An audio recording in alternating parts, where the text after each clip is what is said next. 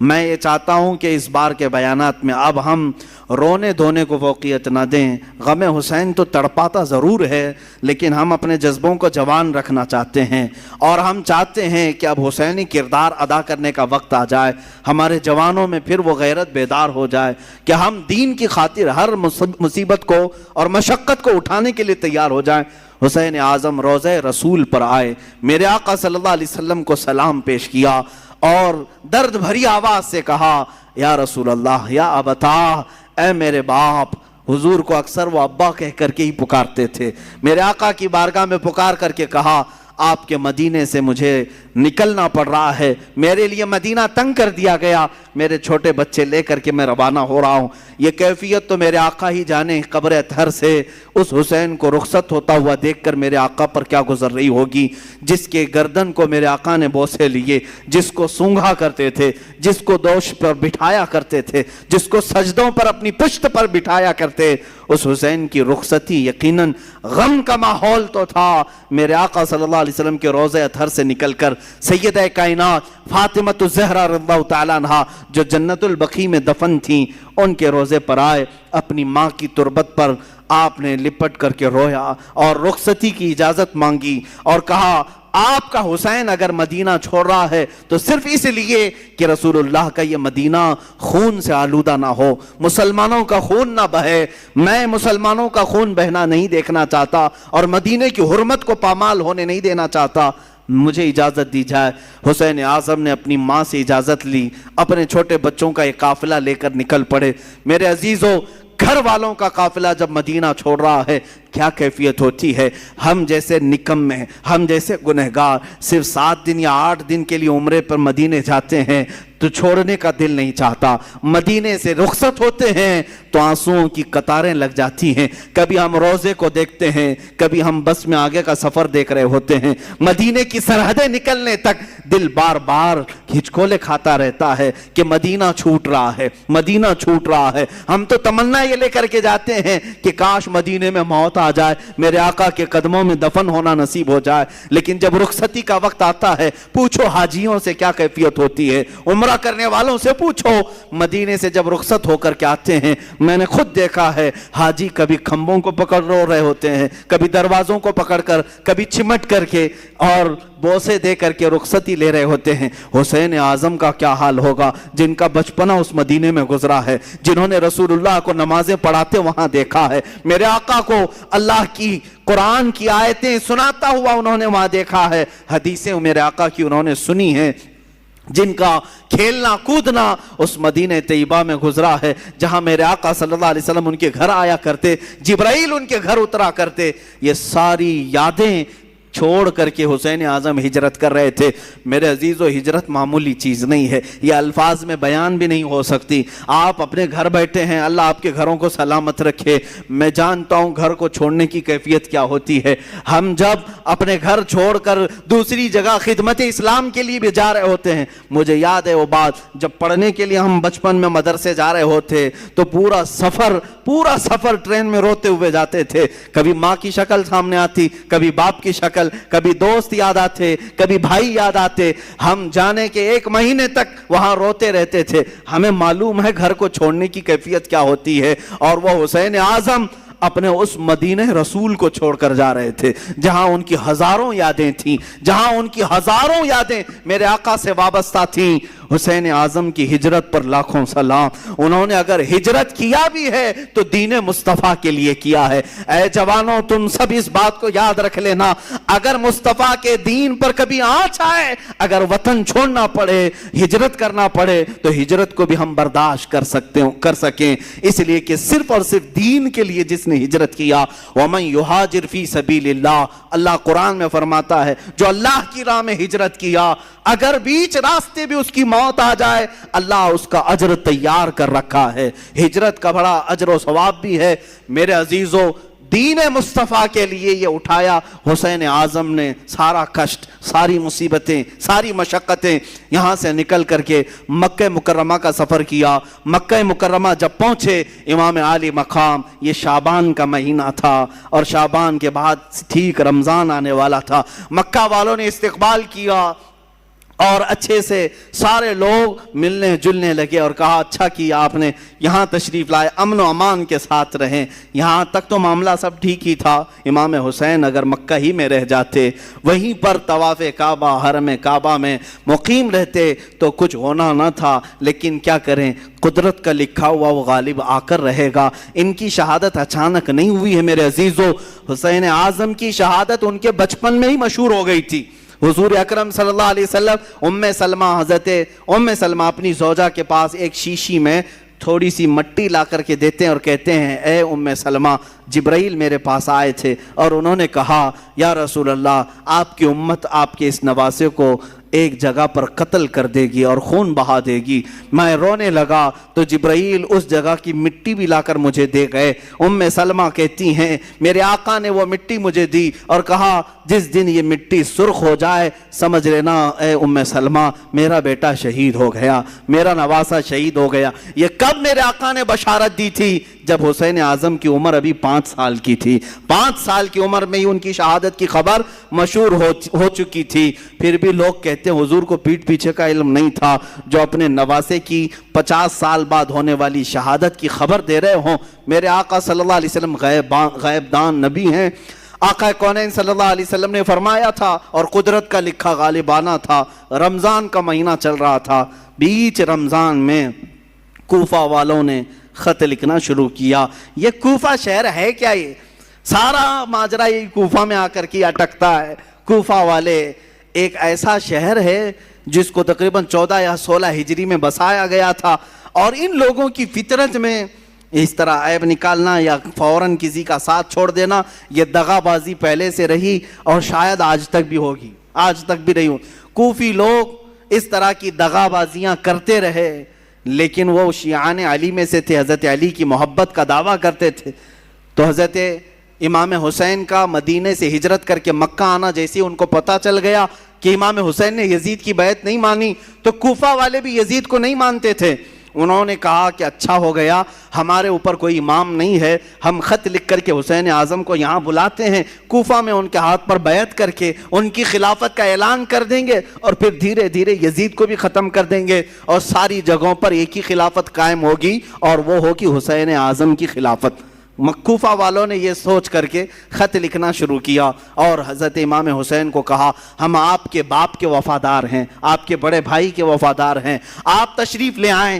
خط پہلے 5-6 خط آئے، آپ نے دیکھا اور رکھا، صحابہ سے مشورہ کیا، سارے صحابہ نے انکار کیا، آپ کوفہ نہ جائیں۔ آپ کے والد گرامی وہیں انتقال کیے، وہیں مارا گیا آپ کے والد حضرت علی کو، اور امام حسن کو زہر دینے والوں میں بھی وہی لوگ تھے، اب آپ نہ جائیں۔ تو مشورہ ایسے ہی ہوتا رہا، ٹلتا رہا، خط پہ خط آتے رہے۔ ایک وقت ایسا آیا کہ 56 خط ایک ساتھ آئے، بعض روایات میں کئی 100 خط آئے جس میں سب مہریں تھیں، سائن تھی، دستخط تھے، اور اس میں اخیر میں یہ خط آ گیا اے حسین اعظم اگر آپ نہیں آتے اور قیامت کے دن ہم سے سوال ہو گیا کہ تم نے یزید جیسے فاسق و فاجر کی بیعت کیوں کی، تو ہم کوفہ والے کہیں گے اے اللہ ہم نے رسول اللہ کے نواسے کو بلایا تھا، وہ نہیں آئے، اس لیے ہم نے یزید کی بیعت مان لی۔ حسین اعظم کو یہ بات بہت لگ گئی، کہا ان لوگوں نے تو ایسی بات رکھ دی ہے، قیامت کے دن اگر مولا مجھ سے سوال کر لے کہ حسین تم اہل تھے خلافت کے اور لوگ بلا بھی رہے تھے، تم نے ان کو یزید جیسے فاسق و فاجر کے حوالے چھوڑ کر مکہ میں امن و امان کیوں لے لیا؟ تمہیں جانا چاہیے تھا، میں کیا جواب دوں گا اللہ کی بارگاہ میں؟ تو حضرت حسین سارے لوگوں کے مشوروں کو رکھتے ہوئے خود اٹھ جاتے ہیں۔ یہ رمضان بھی ختم ہوا، حج کا موسم قریب آ چکا تھا۔ امام حسین رضی اللہ تعالیٰ عنہ نے کہا نہیں اب میں کوفہ جاتا ہوں، پھر بعد میں اصرار ہوا، منع ہوتا رہا، پھر صحابہ کی ایک رائے بیچ میں نکل آئی۔ حضرت عبداللہ ابن عمر، حضرت عبداللہ ابن زبیر رضی اللہ تعالیٰ عنہما نے کہا ایسا کریں آپ کے جو معتمد ہیں جو بہت خاص ہیں ان کو آپ بھیجیں، اور اگر وہ آپ کو کہہ دیں کہ یہاں حالات ٹھیک ہے تو آپ چلے جائیں۔ تو امام حسین نے اپنے بھائی حضرت امام مسلم بن عقیل رضی اللہ تعالیٰ جو آپ کے چچیرے بھائی تھے، حضرت امام حسین کے چچیرے بھائی تھے، بڑے معتمد تھے، سفر میں ہمیشہ ساتھ رہتے۔ اچھا یہ بھی میں بتاؤں، امام حسین جب مکہ آئے تو الگ الگ علاقوں سے سب ہجرت کر کے اس قافلے میں شامل ہو گئے تھے، تب جا کر کے یہ قافلہ 82 لوگوں کا ہو گیا تھا۔ جو 82 کی تعداد آپ سنتے ہیں یہ دھیرے دھیرے بیچ بیچ میں ملتے آئے. تو امام حسین نے حضرت امام مسلم کو بھیجا کہ آپ جائیں کوفہ اور وہاں جا کر کے آپ خط لکھیں, اگر حالات صحیح ہوں گے تو میں اپنے قافلے کو لے کر کوفہ آ جاؤں گا. امام مسلم نکلے اور جب وہ راستے میں گئے تو کچھ لوگوں سے راستہ پوچھتے ہوئے کوفہ تک پہنچے. میں بہت مختصر سے حالات بیان کر رہا ہوں میرے عزیزو. امام مسلم جب کوفہ آئے تو کوفہ والوں نے بہت شاندار استقبال کیا, بڑا شاندار استقبال کیا, اور اس کے بعد آپ کو گورنر ہاؤس میں لے گئے. وہاں جانے کے بعد نعمان بن بشیر نام سے جو وہاں گورنر تھے ان کو ہٹایا گیا. امام مسلم بن عقیل کے ہاتھ میں 12,000 کوفیوں نے بیعت کیا. روز صبح شام آپ کے ارد گرد بھیڑ لگی رہتی تھی, لوگ چاہنے والوں کی کثرت تھی. امام مسلم نے دیکھا کوفہ والے سچے عقیدت مند ہیں, سچی محبت والے ہیں, تو امام حسین کو انہوں نے خط لکھ دیا, حالات سب اچھے ہیں, آپ تشریف لے آئیں. امام مسلم بن عقیل نے جب یہ حالات دیکھ کر خط لکھا, اچانک معاملہ پلٹ گیا. کیسے؟ یزید کو خبر دی گئی کہ امام مسلم وہاں کوفہ پہنچے ہیں حسین کی طرف سے وکیل بن کر اور بیعت لے رہے ہیں تمہارے خلاف وہ خلافت کا اعلان کرنے والے ہیں. یزید نے پوچھا کیا کیا جائے؟ کہا گیا, اس سے مشورہ دینے والوں نے کہا نعمان بن بشیر جو وہاں کے گورنر ہیں وہ نرم دل ہیں, یا تو پھر وہ خود ہی یہ کام کرا رہے ہوں گے, ان کو ہٹاؤ, ایک سخت قسم کے آدمی کو وہاں بھیجو. پوچھا گیا کون ہو سکتا ہے ایسا سخت آدمی؟ تو سارے لوگوں نے عبید اللہ ابن زیاد کا نام لیا, جو ایک زانیہ کا بیٹا تھا اور بڑا ہی سخت قسم کا آدمی تھا, رحم نام کی کوئی چیز ہی نہیں تھی. ابن زیاد یہ بصرہ میں رہتا تھا. یزید نے اس کو گورنر بنا کر کوفہ بھیجا. وہ چوری سے کوفہ میں آیا, گورنر ہاؤس میں داخل ہو گیا. رات کے وقت آیا, کوفہ والوں کو معلوم نہیں ہوا. اچانک آتے ہی اس نے گورنر ہاؤس پر کھڑے ہو کر اعلان کیا, میں خلیفۃ المسلمین یزید کی طرف سے گورنر بن کر کے آیا ہوں, نعمان بن بشیر بھی نہیں, مسلم بن عقیل بھی نہیں, اب تم سب کے سب یزید کی بیعت کرو. سب لوگ بھڑک گئے, بپھر گئے, سب گورنر ہاؤس کا احاطہ کیے. لیکن یہ چالاک عیار آدمی نے کوفہ کے معزز خاندانوں میں سے کچھ لوگوں کو گرفتار کر کے اپنے گورنر ہاؤس میں بند کیا تھا, اور 10-12 لوگ ایسے تھے جن کو قید کر کے رکھا تھا. امام مسلم کے ساتھ 10,000 لوگ آئے, گورنر ہاؤس کے اطراف گھیرا کیا. تو مسلم بن عقیل کی اس کیفیت کو دیکھ کر اس ابن زیاد نے یہاں پر جو موجود جو 12 لوگ تھے ان کو چھتوں پر کھڑا کیا اور کہا تمہارے خاندانوں کو ہٹنے کا حکم دے دو, جو بھی مسلم بن عقیل کے ساتھ ہیں ان سے کہہ دو کہ وہ سب گھر چلے جائیں, ورنہ میں تم سب کا قتل کر دوں گا. وہ ڈر گئے, چھت پر کھڑے ہو کر اپنے اپنے خاندانوں سے کہنے لگے تم سب کے سب چھوڑ دو, چلے جاؤ, ابن زیاد سخت آدمی ہے, یزید کی فوج آ سکتی ہے, فلاں فلاں. ان کی باتوں میں آ کر کے خاندان بکھرتے چلے گئے. امام مسلم بن عقیل کا ساتھ چھوڑنے لگے. اتنا ہونے کے بعد کل کی صبح جو آتی ہے, امام مسلم بن عقیل فجر کی نماز میں حاضر ہوتے ہیں تو دیکھا آپ کے پیچھے آپ کے بچوں کے سوا کوئی نہیں ہے, کوفہ والے کوئی نہیں ہیں. یہ وقت کا بڑا عالمیہ ہے جب کسی امام وقت کو چھوڑ دیا جاتا ہے. عزیزان گرامی, یہ وقت ہمیشہ آتا رہتا ہے اور ہمیں بتاتا رہتا ہے لوگوں کے چھوڑ دینے سے دین رکتا کبھی نہیں ہے. اگر کوفہ والے دھوکہ کیے تھے امام مسلم کے ساتھ تو دین ختم کبھی نہیں ہوا. دھوکہ کیا اور لعنت قیامت تک اپنے سروں پر لے لیا, لیکن دین تو پھلتا پھولتا ہی رہا. آج بھی میں کہتا ہوں دین کا کام اگر تم کرنے کے لیے کھڑے ہو گئے, اگر کسی نے تمہارا ساتھ چھوڑ دیا تو وہ لعنت کا شکار ہوگا. دین تو کبھی نہیں رکے گا, تمہارے ساتھ دین کا نام قیامت تک رہے گا. عزیزان گرامی, میں وقت کی قلت کی وجہ سے اب اپنی گفتگو کو ختم کرتا ہوں, باقی کا واقعہ کل عرض کروں گا. امام مسلم بن عقیل رضی اللہ تعالیٰ عنہ کو تنہا پا کر کے ایک ہانی بن عروہ نام سے شخص تھے, وہ بڑے معزز تھے, انہوں نے پناہ دیا اپنے گھر میں. ابن زیاد کو خبر لگی تو ہانی بن عروہ 80 سال کے تھے, ان کو بلایا اور گورنر ہاؤس میں اوپر سے انہیں ڈھکیل کر کے قتل کر دیا. جنہوں نے امام مسلم بن عقیل کو پناہ دیا تھا ان کا قتل کر دیا.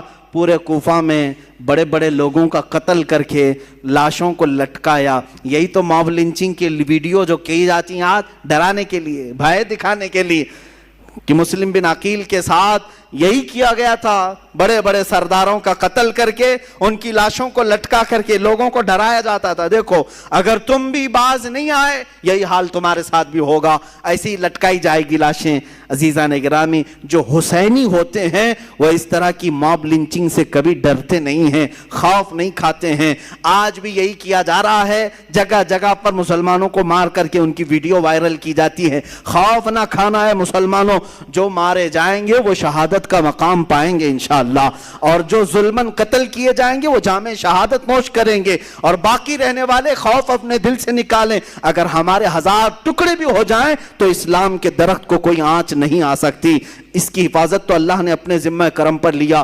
وہ وقت بھی آیا جب امام مسلم بن عقیل کو گرفتار کر کے ابن زیاد نے گورنر ہاؤس میں قتل کر دیا۔ انا للہ و انا الیہ راجعون۔ میں واقعے کو بہت مختصر سے عرض کر رہا ہوں۔ دوسرے دن آپ کی شہادت کے بعد جو کوفہ کے حالات ہوئے وہ بہت خطرناک حالات، سب ابن زیاد کے ہو گئے، سب یزید کے ہو گئے۔ پھر امام حسین کو خبر دینے والا کوئی نہیں تھا۔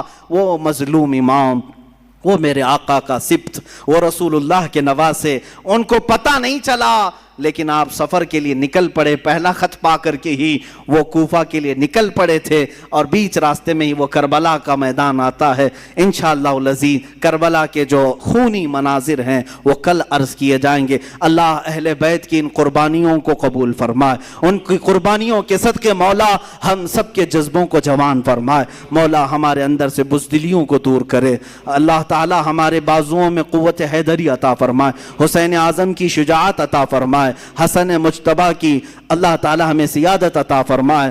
اے رب ذوالجلال، کربلا سننے والے جتنے ہیں ان سب کو مولا کربلا کے صدقے تمام آفات و بلیات سے محفوظ فرما دے، ہمارے گھروں کو ہر طرح کی آفات و بلیات سے محفوظ فرما۔ وصلی اللہ تعالی علی خیر خلقہ محمد وآلہ واصحابہ اجمعین، وآخر دعوانا الحمد للہ رب العالمین۔